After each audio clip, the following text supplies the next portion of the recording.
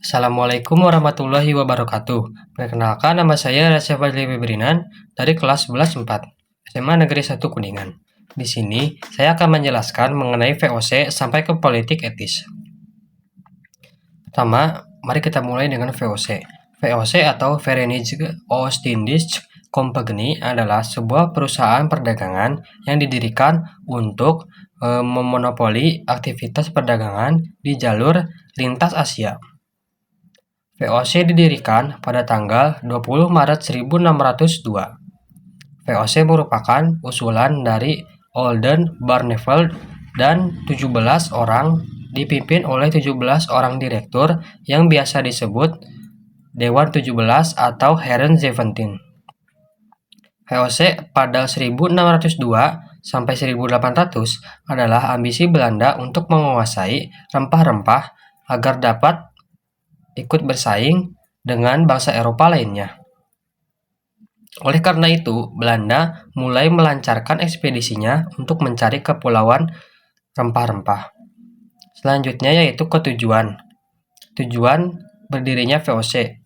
Tujuan utama berdirinya VOC dinyatakan dalam perundingan pada tanggal 15 Januari 1602, yaitu untuk menimbulkan kerusakan pada musuh dan keamanan tanah air. Kata musuh yang merujuk pada Portugis dan Spanyol, karena negara ini akan membuat kerajaan dan mendapatkan supremasi perdagangan Asia yang sebelumnya dikuasai oleh Belanda. Dan dengan demikian, melalui keberadaan VOC, Belanda tetap dapat menjalin hubungan baik dengan penduduk Nusantara. Namun, tujuan utama ini perlahan berubah menjadi beberapa tujuan lainnya. Di antaranya yaitu yang pertama, pengurangan persaingan antara pedagang Belanda lainnya. Yang kedua, kombinasikan kompetisi dengan trader negara Eropa lainnya. Yang ketiga, memonopoli rempah-rempah di Asia. Yang keempat, kekuasaan di kerajaan-kerajaan Indonesia. Yang kelima, memperkuat posisi Belanda di masyarakat internasional. Yang keenam, membantu anggaran negara Belanda. Yang ketujuh, menempatkan lokasi strategis di Indonesia. Yang kedelapan, kontrol dari lembaga-lembaga pemerintahan kekerajaan. Selanjutnya yaitu mengenai VOC memiliki hak istimewa atau hak oktroy. Di antaranya yaitu hak mencetak uang sendiri, hak memelihara angkatan perang, hak memerintah negara yang diduduki, hak melakukan perjanjian dengan raja, dan yang terakhir yaitu hak memonopoli pemerintah perdagangan rempah. Selanjutnya yaitu mengenai sejarah terbentuknya Eropa. Jauh sebelum Belanda datang ke Indonesia, ada suatu fenomena di mana Portugis menguasai rempah-rempah pada abad ke-16. Di sana, Portugis bekerja sama dengan Jerman, Spanyol, dan Italia yang menggunakan kota Hamburg sebagai pelabuhan pusat distribusi barang Asia. Tak mau kalah, Belanda juga ikut melakukan ekspedisi dengan 4 kapal besar yang dipimpin oleh Cornelis de Houtman. Dan untuk pertama kalinya Belanda mendarat di Indonesia dan berlabuh di Banten. Namun persaingan sengit muncul di antara para pedagang Belanda. Hal ini terlihat dari persaingan harga rempah-rempah. Namun Di sisi lain, harga rempah-rempah juga turun di Eropa. Untuk mengatasi masalah tersebut, didirikanlah perusahaan perdagangan yang diberi nama VOC atau Verenigde Oostindische Compagnie. Pada tahun 1795, Prancis menyerbu Belanda. Lalu muncullah kaum patriot dari Prancis yang membuat Raja William V melarikan diri ke Inggris. Lalu Belanda pun dikuasai Prancis. Prancis kemudian membuat pemerintahan bernama Republik Batav yang dipimpin oleh Leopold Napoleon. Lalu pemerintahan Indonesia pun di bawah kekuasaan Batav. Lalu Raja William V kemudian menyampaikan surat yang berisi pemerintahan Belanda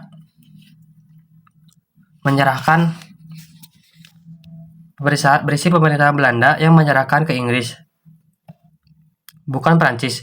Inggris pun ke Indonesia dan mengambil daerah Padang, Ambon, Aceh, dan membuat angkatan. Batav ingin mengambil semua daerah bekas VOC. Louis pemimpin Batav menunjuk Daendels pada tahun 1808 sampai 1811 dengan tugas mempertahankan Jawa, lalu menghapus feodalisme dan membuat berbagai kebijakan.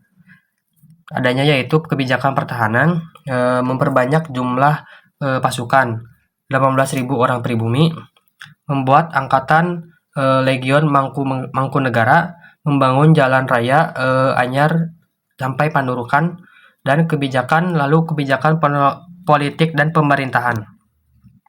Itu mengangkat bupati sebagai pegawai dan membagi Pulau Jawa menjadi 23 keresidenan.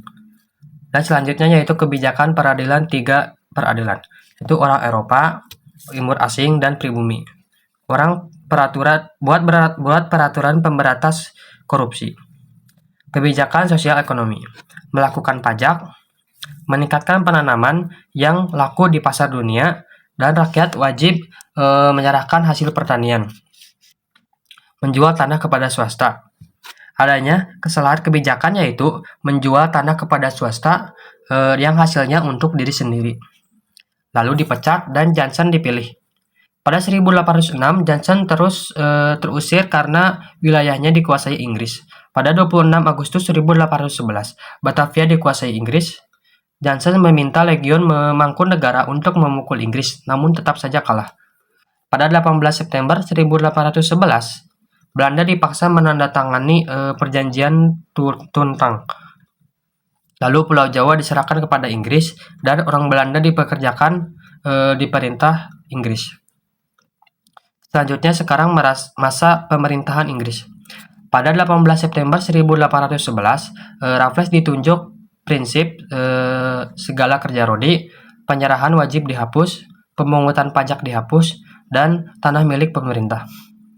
Lalu kebijakan politik dan pemerintah, membagi Pulau Jawa jadi 18 keresidenan, mengangkat bupati sebagai pegawai pemerintah, dan kebijakan sosial ekonomi. Lalu kebijakan sosial ekonomi yaitu menghapus penyerahan wajib, menghapus kerja rodi, menjual tanah ke swasta, dan memberlakukan sistem sewa tanah. Untuk sistem sewa tanah, dengan ketentuan petani menyewa tanah meskipun pemilik tanah, harga sewa sesuai kondisi tanah, dan menggunakan uang tunai. Adanya banyak kendala pada masa Raffles yaitu kurangnya pengawasan, bupati lebih kuat dibanding asisten Inggris. Selanjutnya, pemerintahan Raffles kurang memuaskan. Pada 1815, Raffles diganti oleh John Vandal. Namun, tak lama Pulau Jawa harus diserahkan ke Belanda pada tahun 1816. Selanjutnya, kekuasaan Belanda di Indonesia. Pada 1829, Van den Bosch mengajukan usulan harus melakukan penanaman tanaman di jalanan yang laku di pasaran dunia, dan kaum pribumi dijadikan kerja rodi atau tanam paksa. Ketentuannya, petani harus menyediakan 1,5 tanah miliknya. Tanah yang digunakan bebas pajak, hasil panen diserahkan ke pemerintah dan pekerjaan diawasi penguasa pribumi. Penguasa pribumi diberi bonus ketika semakin besar setoran maka semakin besar juga bonus. Penguasa pun memaksa pribumi untuk menanam. Adanya bonus memicu penyelewangan terhadap luas tanah yaitu tanah 1/5 lebih digunakan. Sistem tanah paksa menimbulkan pro dan kontra. Pada 1860 terbit dua buku stiker kontrakten oleh Vansen, Max Havelaar, dan Douwes Dekker. Sejak itu, sistem paksa mulai dihapus diganti oleh sistem ekonomi liberal. Kemudian, saya akan menjelaskan tentang politik pintu terbuka. Apa itu politik pintu terbuka? Politik pintu terbuka adalah kebijakan perekonomian Indonesia yang dibuka kepada swasta untuk pertumbuhan ekonomi dan kesejahteraan. Kebijakan pintu terbuka yaitu sistem tanam paksa dihapuskan, ekonomi diserahkan kepada swasta, dan ditandai dikeluarkannya Undang-Undang Agraria dan Gula. Pelaksanaan pintu terbuka, perkebunan tebu dan perkebunan tembakau. Dampaknya yaitu memberi keuntungan kepada swasta dan hasil-hasil mengalir ke Belanda. Program selanjutnya yaitu dan yang terakhir yaitu politik etis. Program politik etis diantaranya yaitu edukasi sebagai pendidikan, imigrasi sebagai saluran irigasi, emigrasi sebagai perataan penduduk, lalu penyimpangan politik etis, edukasi untuk tenaga kerja, emigrasi untuk mengairi perkebunan, dan terakhir yaitu emigrasi untuk memenuhi tenaga kerja perkebunan. Lalu dampak dari politik etisnya yaitu pembangunan sarana aktivitas pertanian dan pembangunan sarana transportasi. Demikian penjelasan mengenai VOC dan sampai ke politik etis dari saya. Mohon maaf apabila ada salah kata. Wassalamualaikum warahmatullahi wabarakatuh.